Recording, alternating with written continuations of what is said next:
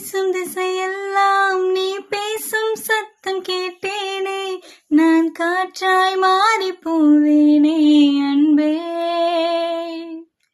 உன் கைவிரல் தீண்டி சென்றாலே என் இரவுகள் நீளும் தன்னாலே, இனி பகலை விரும்ப மாட்டேனே அன்பே. அழகான இந்த காதல் அன்பாலே நிஜமாச்சு, உயிரோடு உணர்வாக நம் காதல் கலந்தாச்சு.